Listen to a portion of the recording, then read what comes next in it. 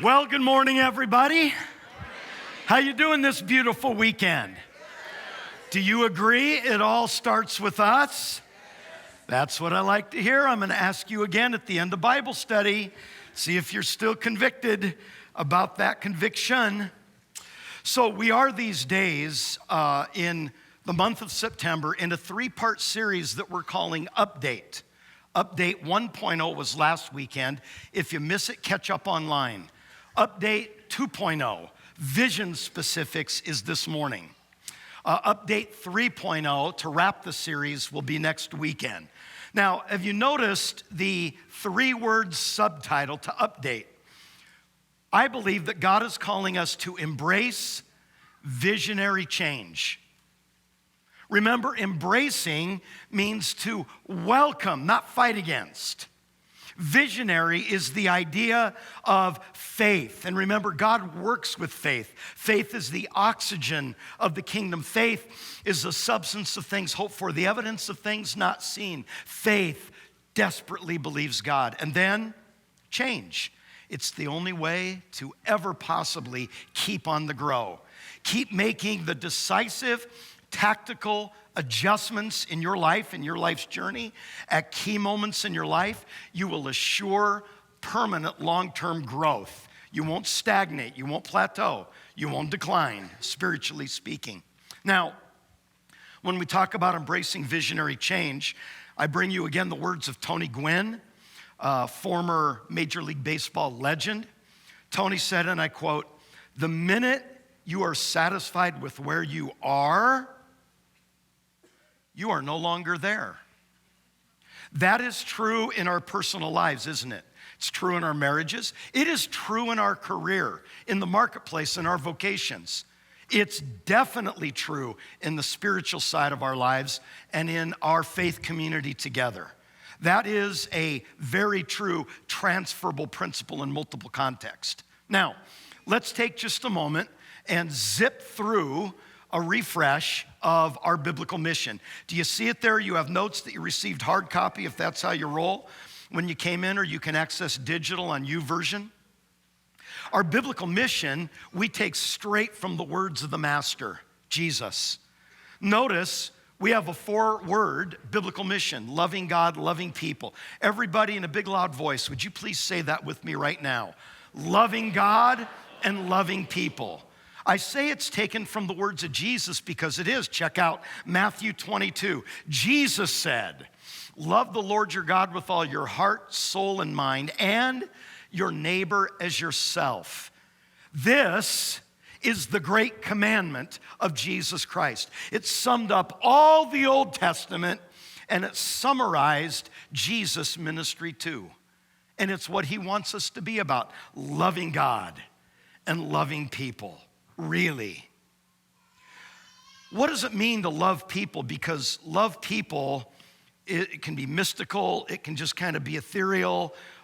Boots on the ground, in very real terms, we understand biblically that loving people looks like winning the lost. Because if you love people, do you really want people to pass into a Christless eternity? It looks like winning the lost and maturing the found. Say those 6 words with me now, would you please? Winning the lost, maturing the found. We call this the Great Commission. Notice Jesus' words again. I'm in Matthew 28 this time. "And Jesus came to them and said, 'Therefore, go and make disciples of all nations.'" He didn't say go and make converts. He said, go the full redemptive cycle. Introduce people to me. My Holy Spirit will help you. Introduce people to me that they can begin relationship with me, be forgiven, changed, and transformed. But do not leave them there perpetually in spiritual infancy. Make sure you do your part, my church, to mature the found, to move people along toward the place where they are actively growing to their full potential in God. That's on us, and that's a big one. Now, this is not so much about what we want, it's about what the King of the kingdom requires, and Jesus is that King. I want to suggest to you that if we do anything Anything less than win the lost and mature the found. I want to suggest to you that as a local church, in a very real sense, we have failed. Now, when you look at this biblical mission, you say, but John, what about me? We find our lives, we find purpose, meaning, significance, self-esteem, confidence, all those things when we lose our life in Him. That's why Jesus said, if any man or woman would come after me, you've got to die to yourself and take up your cross and follow me. Because when you die, you live. You say, John, that's heavy duty. Yeah, but it's not my words, it's His. I'm just telling you what He said. It's in dying that we live. It's in full surrender, or as we call it in our vocabulary, full devotion to Christ, that we find the purpose and meaning of life. I want to suggest to you, and I want you to write this down, that when we are legitimately maturing in our faith with Jesus Christ, our life is going to begin to be characterized by really one overarching dominant quality. Write this down. Unselfishness. Think of your own children. We spend our whole lives trying to turn these selfish little people in our image, because they're little sinnerlings, we're the big fat sinners, turning these selfish little people into what? Unselfish adults that know how to give and receive love and serve, right? And so when unselfishness characterizes our personal daily living, we can be sure that maturity is beginning to happen. Now, as we talk about vision specifics in this update 2.0, I have a word for those of you that are mature, experienced believers. Let go. It was never ours in the first place. One man plants, another waters. God causes the growth. As part of my teaching this week and our Bible study together, I'm going to take you on a visual journey of the 9-decade history of this great church. You're going to walk out of the house with a whole new appreciation of those that have gone before you and paid so great a price for what we enjoy today. But now it's our turn to do something great for the glory of God. So, let go, because it was never ours. For those of you that are young, I have a word for you. And I don't just mean chronologically young, I mean young in the faith. Here's my word. Listen. You don't know as much as you think you know. Better to be thought a fool than speak up and remove all doubt. Listen. Attach yourself to some of these kingdom veterans in the house. Men and women that for decades have faithfully walked with God. And say, will you mentor me? Will you disciple me? Will you show me the way? That's always been the Bible way, for the mature ones to bring the young ones alongside and say, let's walk together in Jesus. Now you say, John, what does all this stuff mean? Well, it looks like we're going to get very specific about 6 things that we understand God is asking us to do in this generation of this great church. As we approach those 6 things, I am asking God to make us like the men and women of the tribe of Issachar. Now, for some of you, I just spouted psychobabble. You say, what'd the guy just say? When Israel, the Hebrew people, were being formed a nation, they were in 12 individual tribes, and one of the names of those tribes was the tribe of Issachar. And the Bible tells us in the Chronicles that the tribe of Issachar had a very unique quality for which they were legendary and renowned among all the peoples of Israel. And it says this, the men and women of Issachar, they knew the times, they understood the times, and they knew what to do. See, they had wisdom. How do you get wisdom and understanding? By staying ever closer to the Lord until His character begins to emerge in us. His values begin to emerge in us. His life begins to emerge in us. These men and women, they understood the times, and then they knew what to do.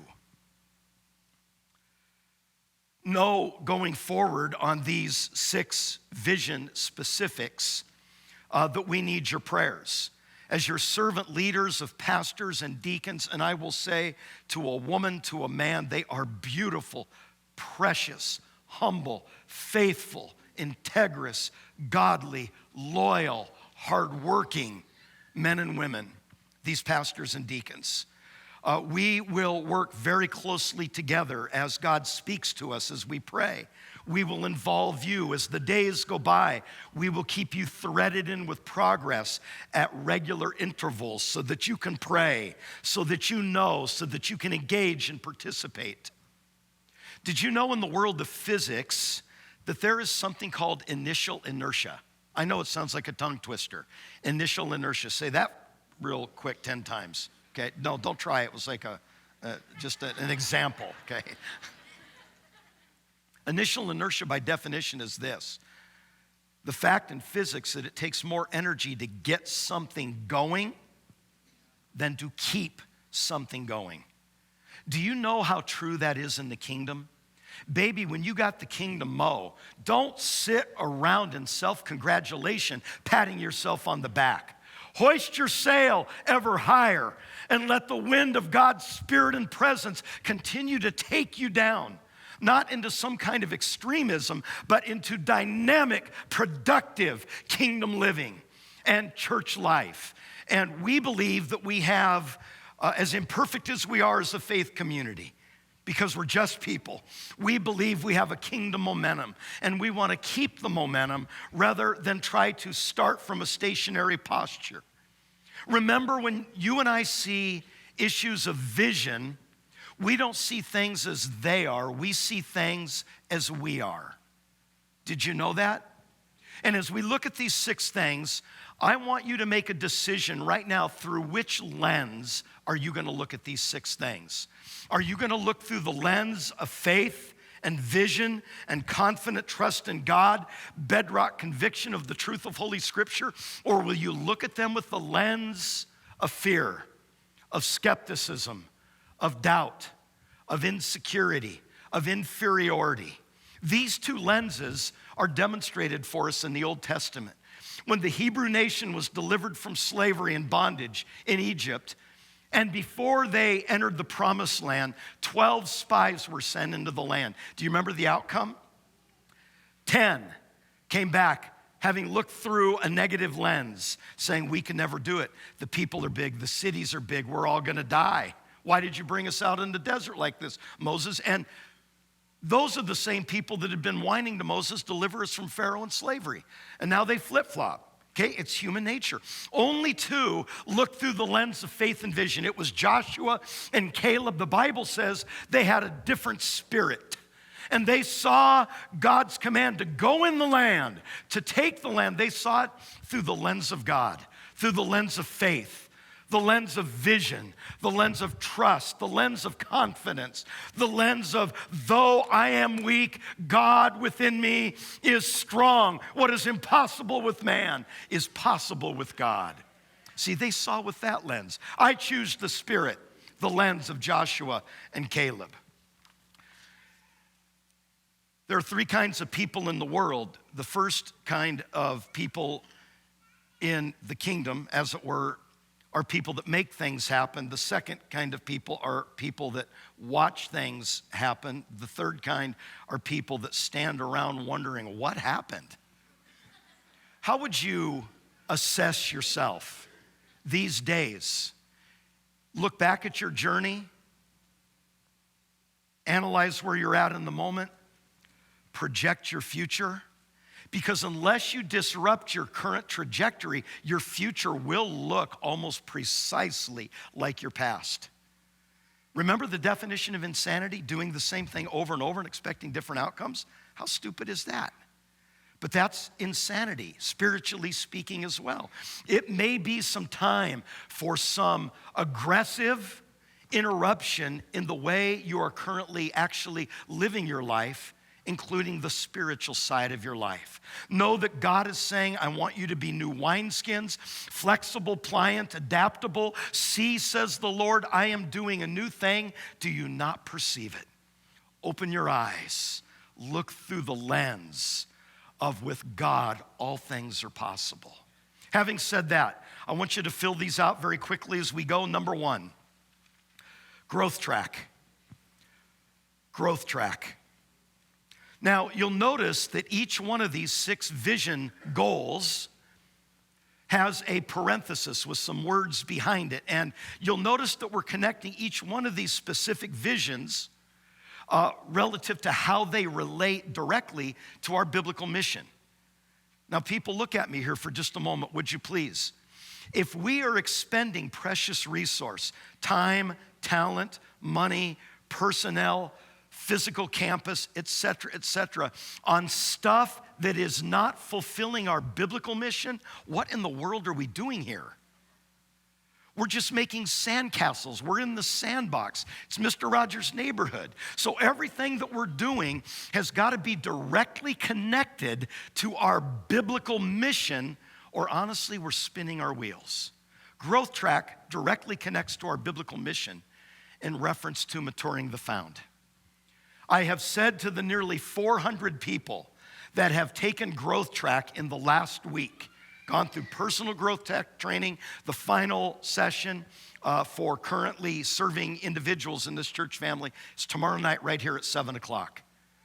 I have said that there is a crisis problem, really a spiritual pathology in the American church today. Believers are not growing. They're getting born again. They're beginning their relationship with God, but then they shift into neutral, and they can be stuck for decades. And by the way, there is no spiritual stuck. If we're not growing, we're dying. We'll talk about that next week. If you're not making forward progress, you're probably not even holding your ground. There is probably spiritual regression happening, and there's plateau, there's declining, and imminent death around the corner. It happens. And the thing that's so insidious about it is how it sneaks up on us. We don't want that to happen in our culture. If you're not growing spiritually, most of the responsibility is on you. But there is also a good chunk that is on us as your servant leaders. I am a bad pastor. We are bad servant leaders if we're not coaxing you on to greatness in God, to your full potential in God, to obedience, to the example and teachings of Jesus Christ. For us to do anything less than that, we have failed you as spiritual servant leaders. We just become entertainers in a circus, and that's not what we are. We are misty-eyed shepherd little boys and girls that are trying to coax you to greatness in God, your full potential in God, as we seek to go there too. We believe Growth Track's going to be a vital tool. Very simply put, it's our agreed upon pathway to spiritual formation for this church family. It is intentional, it is simple, it is in partnership with churches throughout the nation. There are only 4 stops along the way. Knowing God, number 1. Number 2, finding community. Number 3, discovering your purpose. And number 4, making a difference. I'm asking you as your pastor, please engage in Growth Track. In weeks ahead, we'll be talking much more about it. Number 2, fill it in, would you please? Name change. You say, John, name what change? The name of this church to change.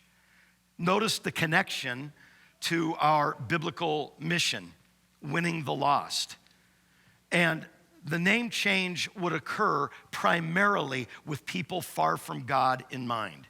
You say, well, John, I know what a Calvary Temple is. I'm cool with it. I'm not talking to you. You're already on the inside. I'm talking to the 90% plus of the 8 million people that live in the Bay Area's 9 counties that have no biblical context whatever. Hear your pastor very, very carefully for the next few moments. I want to help you understand our current thoughts and understandings and perceptions in the moment relative to changing the name of our church. Did you know that this great church was founded in the late 1920s? What happened in the late 1920s? Have you heard about the Great Depression? How amazing is it that courageous men and women birthed this faith community right here in this region at the height of the worst economic depression the world had seen in the previous several hundred years. That's when it all began. In fact, this church didn't even have a building for many years and just met in storefronts. Literally, store proprietors, shop proprietors would allow the people to meet in basically vacant space on Sundays. When this church began in the late 1920s in the Great Depression, our name at that time, Calvary Temple, was a much better fit for American culture of that era. Our church name today, Calvary Temple, is very difficult for unchurched people in the Bay Area to identify with and to understand. Current statistics, everything that we've researched, tell us that the Bay Area is per capita the most unchurched region in the United States of America. That the vast majority of 8 million people in the Bay Area have no Christian or biblical context at all. It is very truly a pluralistic society that is a post-biblical culture. Now, that being said, on a lighter note, as your pastors, because I guess in some sense we represent you beautiful people, we've been called so many times rabbi. To many, I'm Rabbi Gregg. I'm not joking. We had a call last week about circumcision. How can I get in? Dead serious, dead serious. We are called priest. So think Jewish temple, think synagogue. Or we're referred to as Mormons or Mormon bishops. You may not be familiar with Mormon theology, that the temple is central to Mormon theology in their understanding of God and of eternity. We are often told by people, as we bump into them regularly, that the name Calvary Temple feels like a closed, secretive, cult-like religious organization. In fact, unchurched people in our region are often simply confused by the name. I've had people look at me, because the last thing I'm ever going to do, I'm cool saying I'm a person of faith. Last thing I'm ever going to give into is I'm like a preacher person, because that's horrible. But if they go, so where do you go to church? I say Calvary Temple, and I can't tell you how many times they look at me totally blank, and then they'll go, well, what is it? They'll ask me, what is it? And they're not being smart aleck, and they're not being disrespectful. They don't know what it is. One person said this to us, I'd driven by the temple for 15 years, but I didn't think I was allowed to enter the temple because I'm not a member. So with these things in mind, given that the spiritual climate of this region in our generation is what it is, we believe that changing the name of our church is a necessity, particularly as the unchurched are in mind. We have been seeking God for these years that we've journeyed together. We're in our 7th year together now as pastor and people, for a name that easily identifies us as a community of Christians. Because our God is passionate about those who are far from him. Remember Luke 19:10, the Son of Man has come to seek and save what? The lost. We also must be passionate about people far from God. And we must be courageous enough to remove any unnecessary obstacles that create confusion or dilute our effectiveness in winning the lost and maturing the found. In nearly 40 years of servant leadership in the local church, it's my conclusion that a church only has a handful of key decisive moments where the very future of the church weighs in the balance. And when churches take a pass because of inconvenience or because of overarching fear or because of whatever, any local church is only a couple bad decisions or a no decision away from irrelevance.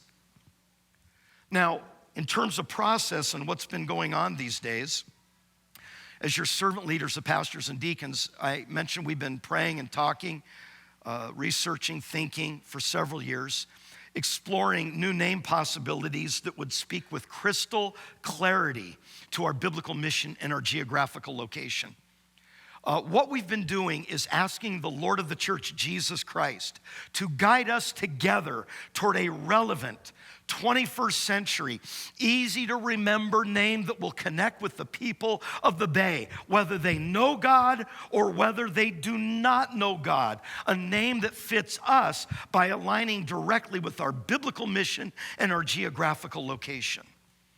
I'm excited to tell you that we believe, in fact, these days that we are receiving direction from the Lord. So our next step is where you become involved. In October, we're going to begin some focus groups. You say, John, what's a focus group? A focus group are groups that get together to explore change together, to receive input, to ask questions, to share answers, to have open, honest conversation. It's something we do together, and we are trying to identify at least 200 people in our church family that are currently deeply engaged in the life and ministry of this church. And we want it demographically to be a cross-section of who we are. So chronologically older and younger, and then spiritually mature believers, new believers, and then non-believers, women, men, teenagers. And over the next several months, even if you're not part of those focus groups, we warmly welcome input from you, our church family. Our intent is that we would vote on that name at our annual business meeting, which is the first Wednesday of March of next year. And now I'm going to say the most important thing of all, so please listen with your spiritual ears. Do you know that in one very real sense, it doesn't matter what our name is? It doesn't matter what our name is, because who we are will never change in terms of our core biblical beliefs. Changing our name does not change who we are. We will always uphold the historical biblical values of Calvary Temple. We are not changing our biblical mission. We are not changing our biblical theology. We will remain an Assembly of God church. For 90 years, we have been a people with full devotion to the triune God of Holy Scripture. And we will always be a people of the book. And we will always be a people of the Holy Spirit. We believe in Jesus Christ, who is God in the flesh. We believe in his virgin birth, his life, his ministry, his miracles, his death on the cross, his resurrection on the third day. And this sure foundation of truth will never change.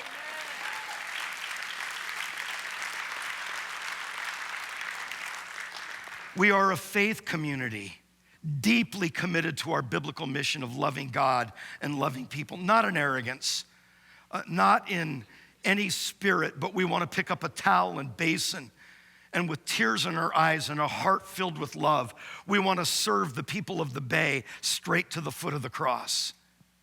And so we have, with this biblical mission and this mandate from the King of the Kingdom, we have a sacred entrustment from him to do everything in our power to see this biblical mission fulfilled.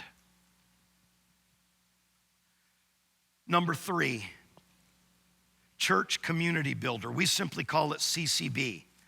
Some of you are saying, what does that mean? CCB means church community builder. Let me tell you what it is. We deploy every modern technological means that we can to be ever more effective at the work of the Lord. Do you remember what Jesus said? He said, you must do my work now while it is day, because the night is coming when no man or woman can work. We have our moment of opportunity now. It is our turn now. It is go time now. And so we stay anchored to the Word of God, but we deploy every technological means that we can in this 21st century culture to be ever more effective. And that's what CCB is. CCB is a software tool of a church-wide system that great churches throughout the nation are very effectively using, that will enable us as servant leaders and as a faith community to care for you better, to serve you better, to mentor you better, to create more meaningful community. Why is that important? Because at the end of the day, we are family, you and me. We are family. And that's a tool in CCB that we believe will be a great advantage. Number 4, fourth vision specific, satellite campuses. How does satellite campuses connect to our biblical mission? Well, winning the lost and maturing the found. Now, I want to approach it kind of with a 2-pronged thrust, this idea of satellite campuses, and say that we are creating and talking about creating additional service options right here on our current campus. So for example, let me give you some what's going on. You may or may not be aware that our online congregation is booming. Conservatively, and we use the most conservative statistical, there's a word for it, I can't grab it right now, but the way you calculate, we are going the most conservative approach. We have right at 2,000 people every weekend, like right now, live stream, that are watching us all over the world. And that would include Facebook as well. In other words, how are we giving spiritual care to those people who would come to this church if they could, but maybe they don't live in the area, or maybe they're disabled or a shut-in or don't have a car, whatever the situation may be. So we need to give some pastoral care to pray and answer their theological and God questions and all that kind of stuff. But that's happening. I want you to know it's more than just us who are physically present on campus. It's what's happening out there in cyberland. Service options. What about our seniors? Can I tell you 3 things that will never be agreed upon in the local church? So please, save your oxygen, save your heartbeats, and save a lot of stress. You know the 3 things are? Temperature in the room. Some of you come here not wearing a lot, and some of you come in Afghans, and you're wrapped up, and all I can see are your little 2 eyes while I'm trying to teach you the Bible. Why? You know what it's called? Blood pressure. And it's just your personal metabolism. And, you know, however you're old, baby. So if you're in an Afghan or a tank top, we love you. You'll also never have a full 100% unanimous agreement on volume. You know why? Our ears are different. Some of you hate each other over volume preferences. Get over it. The third thing we'll never agree on is song selection in worship and the overall thing of worship style. You know why? We like different music, and that's okay. So if we went out to eat right now, and say there's 1,000 of us, and we went out to eat, and we got 1,000 menus, we'd order 1,000 different meals. And even if we ordered the same entree, we'd get it cooked different, because we like it medium rare, or well done, or just cook the edges a little bit and bring me extra sauce, but don't put it on, bring it on the side, blah, blah, blah, blah, blah, blah, blah, blah. What do we have? We're having our meal the way we like it. Does that make you wrong? No. It makes you a human being. When it comes to our precious seniors, many of whom I've talked about momentarily, and many of whom I'll explain to you in a minute, we want to create a service here on our campus that is the music that connects them to God, that is the kind of Bible teaching and the overall environment that is the deepest chords of how they feel connected to God, close to God. One of the hallmarks of true spirituality, and anybody under 50 years old, look at me in the eyes, please. One of the hallmarks of true spirituality is how we treat the widow and the orphan, the elderly, men, women, whatever their life circumstance may be. The character of any culture is defined by how you care for those that cannot care for themselves, when once upon a time they gave us care during the strength years of their life. We are not only a multi-ethnic, we are also a multi-generational church. And there is a place for everybody at the table. And we are going to make sure that we keep strategically, courageously creating these environments so every person can feel included, valued, loved, and deeply ministered to at the deepest level by the Word of God and the Spirit of God. Here's another on-campus service option. Contra Costa County has about 1 million people. Did you know in the latest census that 175,000 of our fellow citizens in Contra Costa County are Spanish-speaking only? Did you know that? But there's a more important question. Do you even care? I care profoundly. We never receive spiritual truth so well as we do in our mother tongue. as we do in our first language. It's part of our DNA, our very essence, our fiber. And so we're saying, you know what, we can never buy enough headsets or have enough Spanish translators to really penetrate 175,000 of our beautiful fellow citizens that need the gospel of Jesus Christ in Contra Costa County. Shouldn't we be thinking about a service targeted especially for them? So these are the kinds of on-site things we're thinking about in terms of service options. And may I add here, do not forget the Naval Weapons Station. This is one of the largest public works projects that will take 25 years. That's the length of the contract. That is 7,500 acres, thousands of homes. Within 10 to 15 years, it is conservatively, there will be 50 to 75,000 people living in the Naval Weapons Station, the former Naval Weapons Station, and very possibly 100 to 150,000. A whole new city is coming within a mile of the front door of this campus. We've got to be thinking now. Remember the men and women of Issachar. They understood the times. And they knew what to do. We've got to see through the lens of God what God is doing, what God is preparing in Contra Costa County, so that 10 years from now, we don't have regret of we could have, we should have, we ought to have. Let's get on with it now. As for satellite campuses, let me just say this. I'm still on the fourth vision specific. Our strategy going forward, please hear me, and I don't think I ever say if you were in a sermon, listen to it again. I'm saying that this weekend. Y'all need to listen to this again. Would you do that, please? Get your favorite beverage, whatever floats your boat. Sit down and listen to this whole thing again, because I'm packing this with transformational kingdom principles that really matter and will really define how we move forward as a faith family. We're not thinking anymore bigger box. We're thinking more locations and more services. I'll talk about bigger box in a moment. More locations and more services. So over the next year, we're going to continue. Do you know what microclimate is in the Bay Area? I mean, San Francisco's always 20 degrees cooler, 15 years cooler, but then you go up to the North Bay, you go to the South Bay, you go to Napa, right? You go to Sacramento, you swelter, okay, whatever.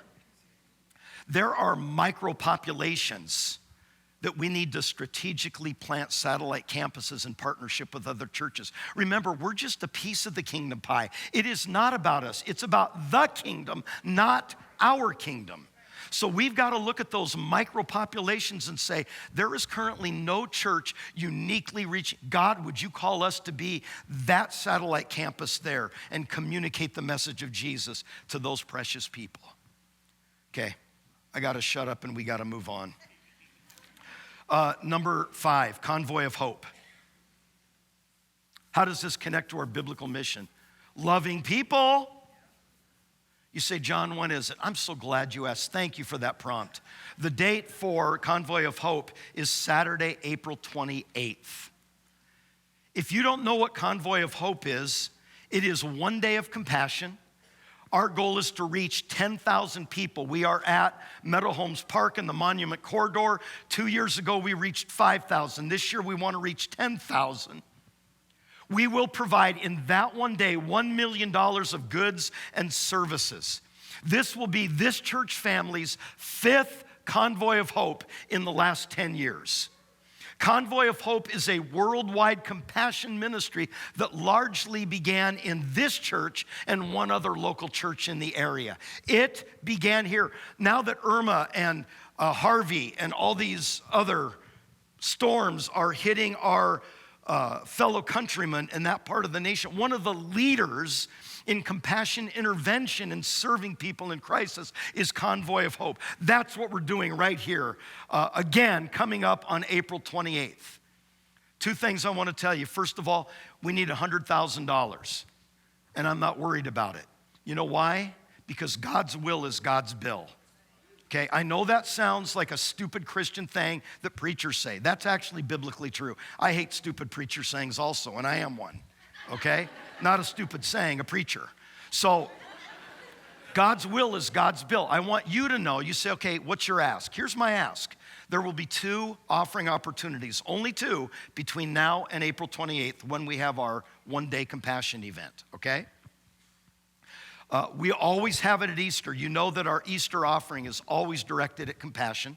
So but I don't want you to wait till I think Easter's April 1st. It's on April Fool's. That's strange. Anyhow, you'll all have an opportunity to give then, but we'll have another weekend before then. Would you please be thinking now about an offering over and above your tithe that you would give for Convoy of Hope? Again, our investment, our commitment, we've already signed on the dotted line, buddy, is $100,000.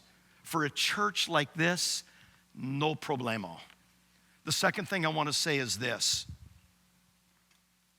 I just found out in the last 2 days, man, this has really shaken me. So we are penetrating the schools with compassion. You heard Carrie and Kat up here for all of our compassion people, hundreds of them in this church. Penetrating schools. Do you know in the Mount Diablo School District right now, I can't even believe I'm going to say this, there are 651 homeless children in our school district in which we are right now. How does a kid do his homework? He's got no home to go to.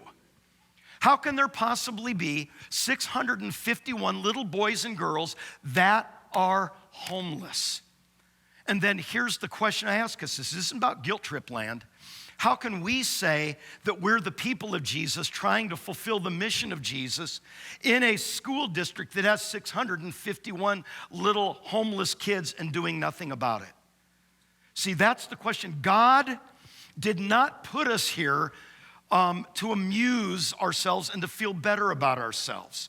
We must not squander his entrustment, because to whom much is given, much is required. He is giving us a lot of everything, and he wants us to give it away and to serve and to love and care for what is happening in our immediate neighborhoods. You'll be hearing more about this going forward. Number 6, as we wrap, new construction. Just fill it in, new construction. And by the way, I'm just going to apologize ahead of time, then I'll apologize again in 5 minutes. I'm going too long today. It's driving me crazy. I don't know how to say what I'm supposed to say in less time. Please be nice to the people in the lobby on your way out. Okay, we're not done yet. This is important, what I'm going to say. But, okay, new construction. Before we talk about new construction, I want to go on a brief historical journey of this church. Check it out. This is what this church was in 1945. This is the first actual building we had on Galindo Street. Now, I've been told in 2 services, it may be wrong, that that building no longer exists, but it's the site of the police station. That's what I've been told. I need somebody to verify that. Tell me whether that's right or wrong. I mean, don't yell it at me now. Just send me an email or something. But here's what we do know. World War II has just ended. You say, wait a minute, I thought you said the church started in the 20s. That's right. And up until 1945, the church met in storefronts. It was just a little huddle of an infant church getting its legs under it, right? You know what I love about this story of this first real building on Galindo? Is these bricks were handmade by the people of the church. Do you know what that's called? That's called a labor of love. Do you know that we stand on the backs and the shoulders of those people? Their sweat, their faith, their blood, their tithe, their work, their prayer, their evangelistic efforts, their missions heart, we stand on their back. Okay?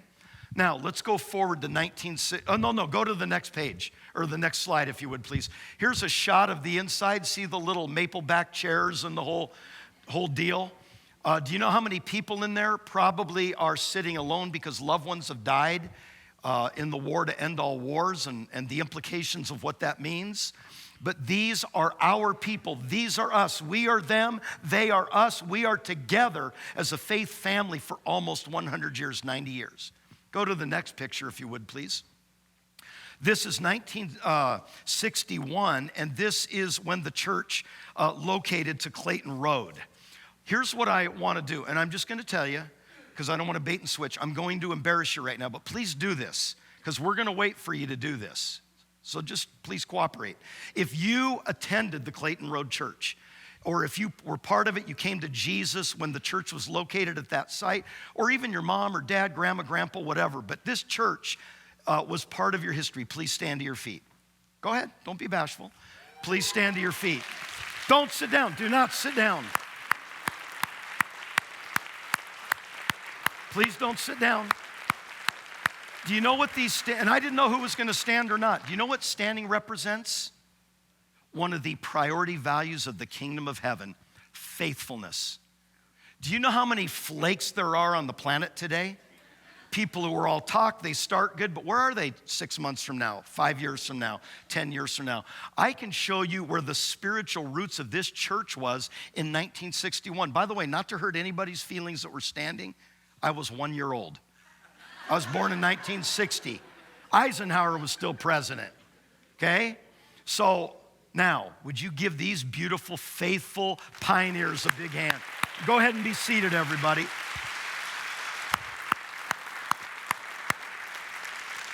Then in 1997, watch this, in 1997, hear what I'm saying to you. People thought this church had lost its mind. You're leaving Clayton Road to go out on Evora on those windswept hills? Have you lost your mind? I mean, they're just like, what are you people thinking? I know what God was thinking. Could there be a better place?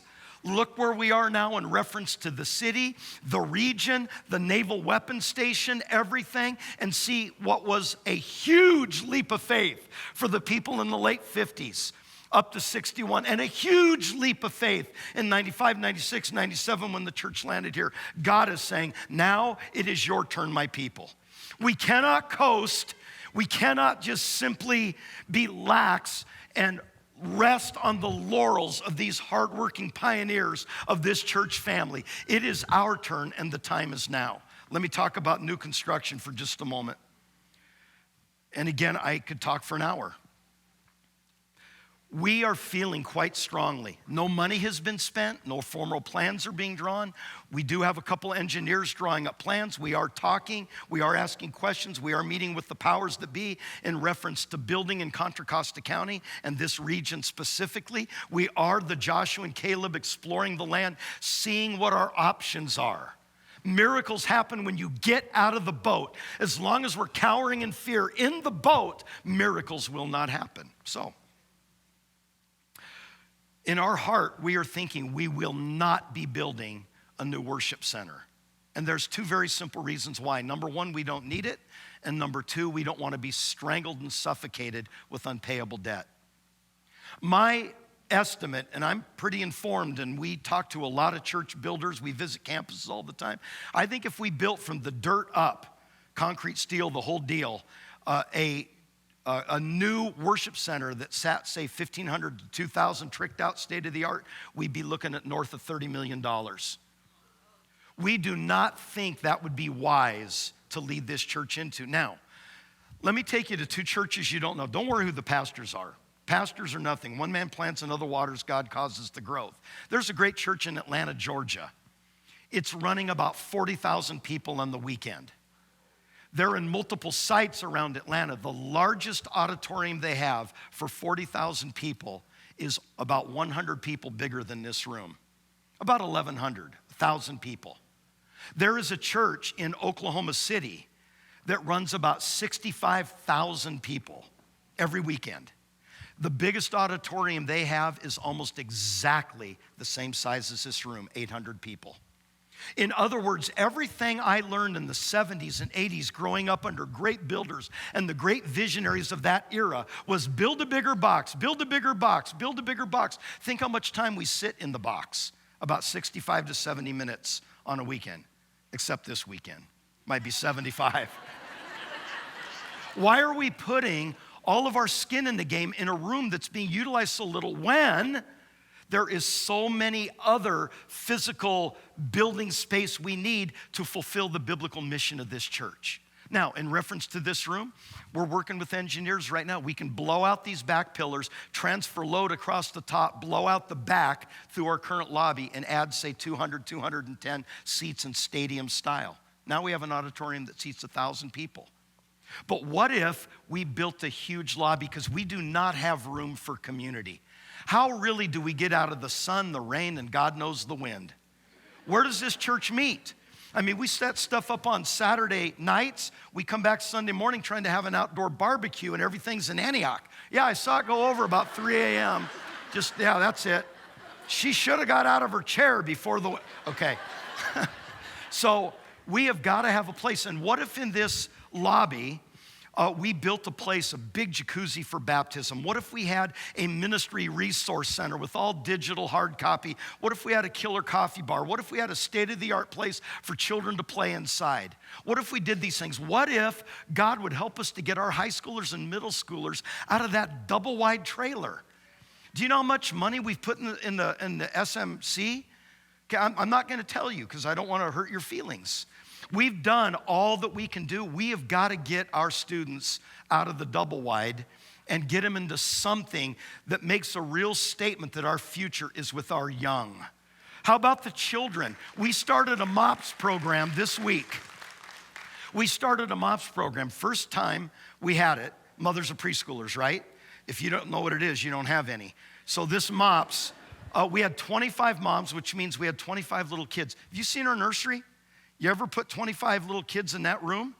You may be able to wedge one adult in there, and then you need to give them sedatives. I mean, it's just a little cracker box. We've got to build real space, family rooms for families to worship together, nurseries, classrooms. This church, the biggest quarrel I settle every week is who gets the 220s.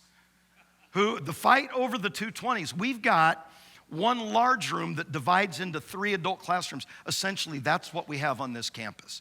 So I'm saying there's so many other things that we don't have that we do need to build that will help us avoid strangling, suffocating debt and empower our future. I will add that we will make decisions that align with our biblical mission. I will add that we will be very environmentally sensitive. We will think about solar. We will think about caring for this planet which God entrusted to our care. Now, there's so much more I could say. And again, we're only in the dream phase. So much more I can say. But I got to leave with this good news relative to money. I am thrilled to tell you that I was told before I came out on the platform, we have all the money we need for what I just projected to you. Okay, now here's the answer. Don't clap yet. You say, where is that money? It's in our pockets. Okay? Now, stay with me. Stay with me. You guys are awake. I did that at the 9 o'clock. I kid you not. Nervous laughter. And then they're looking over they're waiting for the ushers to come down. So I don't want to disappoint you. Ushers come, no, I'm just joking. Okay, here's my deal. This church has been so amazing. So you know we have about $3 to $3.5 million just sitting there in C2. For those of you that are new to this church, it's time for you to do something because a lot of people in this church already gave $3.5 million that's sitting there for our new buildings.